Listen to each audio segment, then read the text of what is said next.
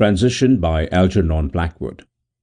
John Mudbury was on his way home from the shops, his arms full of Christmas presents.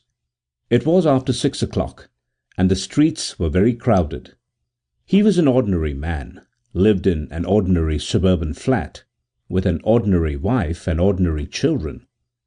He did not think them ordinary, but everybody else did. He had ordinary presents for each one: a cheap blotter for his wife, a cheap air gun for the boy, and so forth. He was over 50, bald, in an office, decent in mind and habits, of uncertain opinions, uncertain politics, and uncertain religion. Yet he considered himself a decided, positive gentleman, quite unaware that the morning newspaper determined his opinions for the day. He just lived, from day to day. Physically he was fit enough, except for a weak heart, which never troubled him, and his summer holiday was bad golf, while the children bathed and his wife read Garvice on the sands. Like the majority of men, he dreamed idly of the past, muddled away the present, and guessed vaguely, after imaginative reading on occasion, at the future.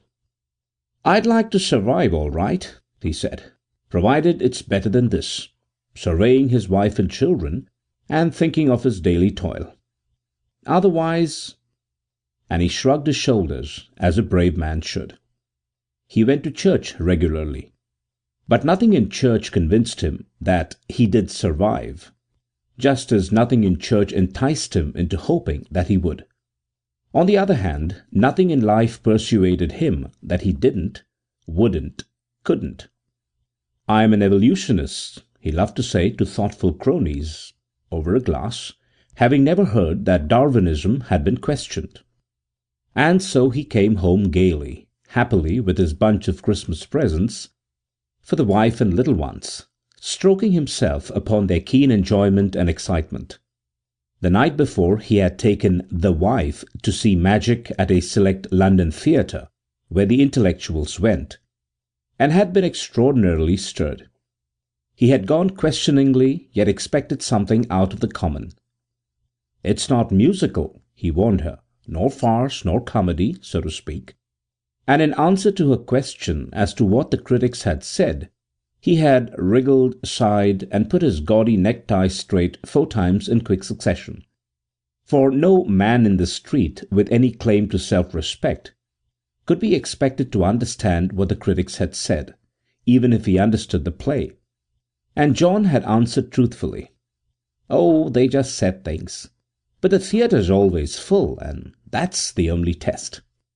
And just now, as he crossed the crowded circus to catch his bus, it chanced that his mind, having glimpsed an advertisement, was full of this particular play, or rather of the effect it had produced upon him at the time. For it had thrilled him, inexplicably, with its marvellous speculative hint, its big audacity, its alert and spiritual beauty. Thought plunged to find something.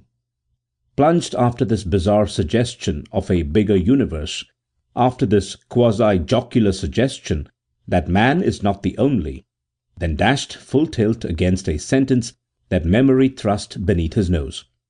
Science does not exhaust the universe, and at the same time dashed full tilt against destruction of another kind as well. How it happened he never exactly knew. He saw a monster glaring at him with eyes of blazing fire. It was horrible. It rushed upon him. He dodged.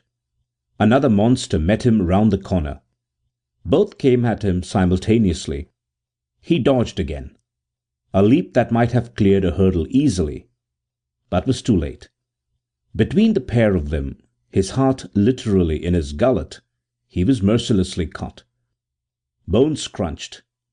There was a soft sensation, icy cold and hot as fire. Horns and voices roared. Battering rams he saw, and a carapace of iron. Then dazzling light. Always face the traffic, he remembered with a frantic yell, and by some extraordinary luck escaped miraculously onto the opposite pavement. There was no doubt about it. By the skin of his teeth he had dodged a rather ugly death. First, he felt for his presents. All was safe.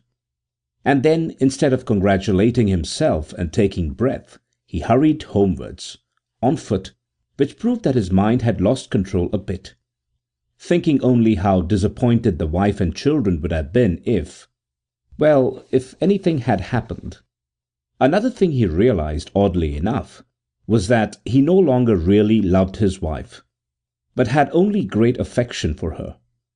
What made him think of that, heaven only knows, but he did think of it.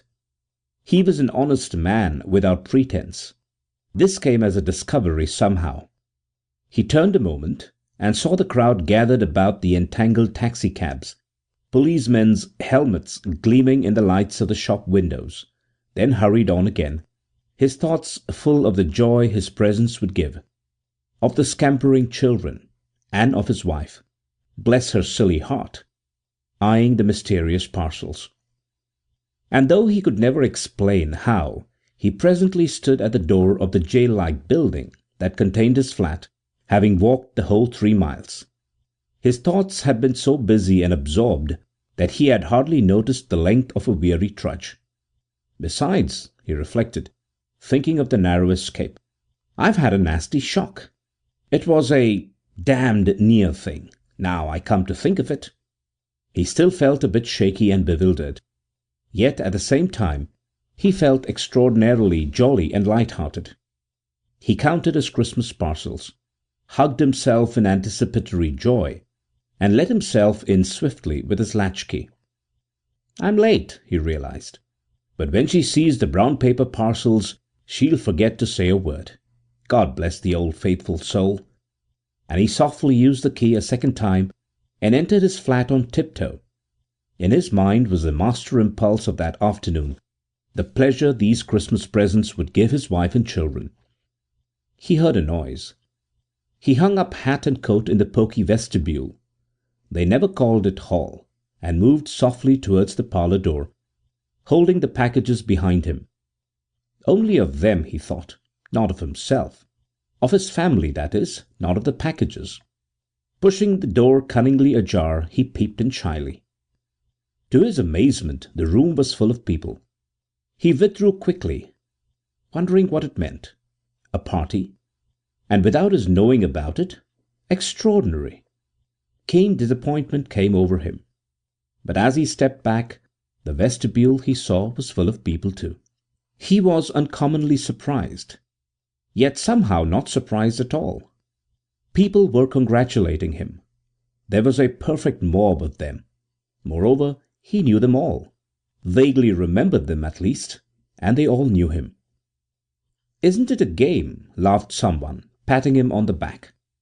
They haven't the least idea. And the speaker, it was old John Palmer, the bookkeeper at the office, emphasized the they. Not the least idea, he answered with a smile, saying something he didn't understand, yet knew was right. His face apparently showed the utter bewilderment he felt.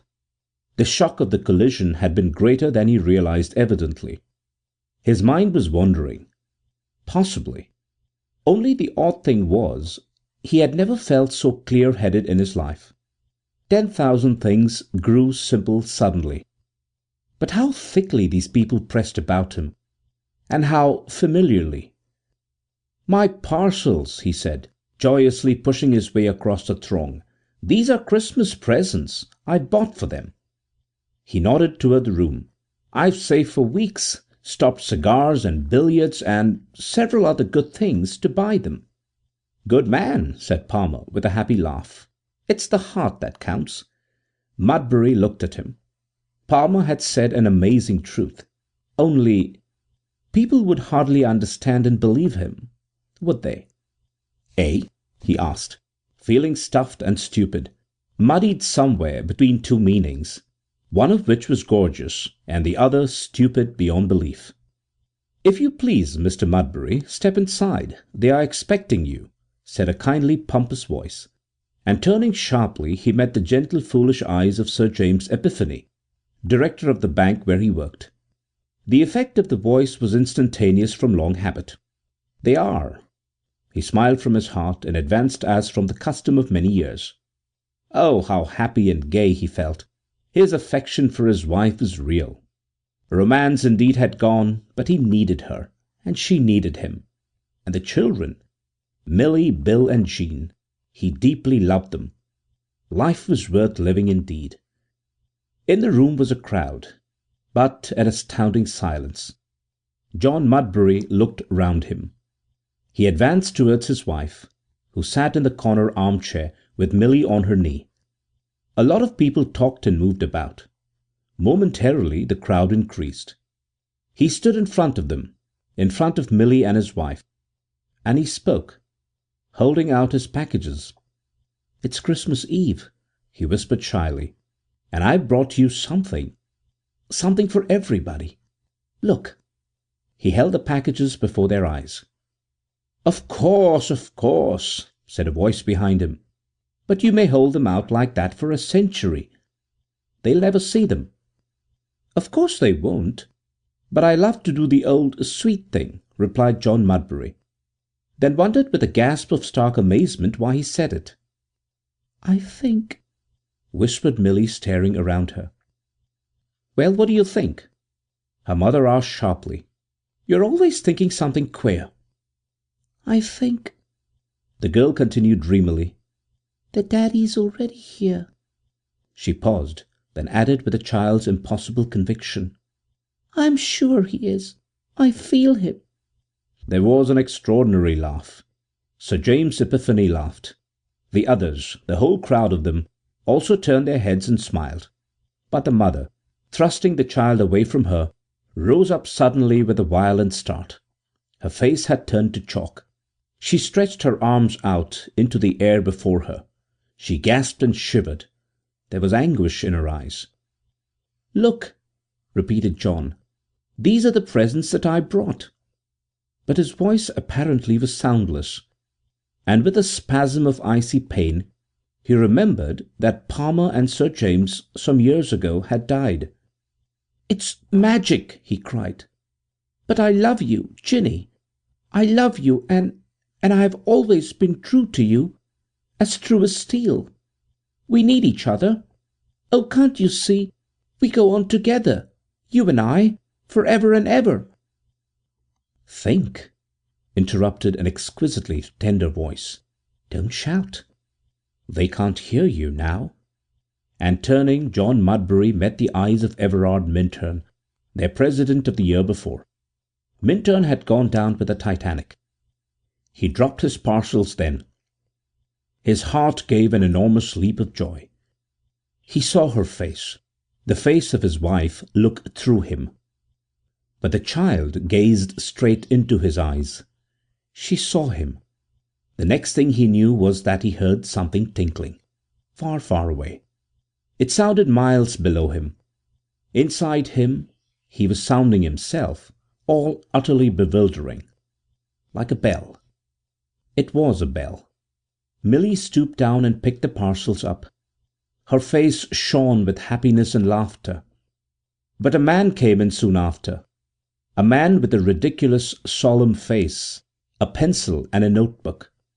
He wore a dark blue helmet. Behind him came a string of other men. They carried something. Something. He could not see exactly what it was. But when he pressed forward through the laughing throng to gaze upon it, he dimly made out two eyes, a nose, a chin, a deep red smear, and a pair of folded hands upon an overcoat. A woman's form fell down upon them then, and he heard the soft sounds of children weeping strangely, and other sounds, as of familiar voices laughing gaily. "They'll join us presently. It goes like a flash." And turning with great happiness in his heart, he saw that Sir James had said it, holding Palmer by the arm as with some natural yet unexpected love of sympathetic friendship. "Come on," said Palmer, smiling like a man who accepts a gift in universal friendship. "Let's help 'em. They'll never understand. Still, we can always try." The entire throng moved up with laughter and amusement. It was a moment of hearty, genuine life at last. Delight and joy and peace were everywhere. Then John Mudbury realized the truth, that he was dead.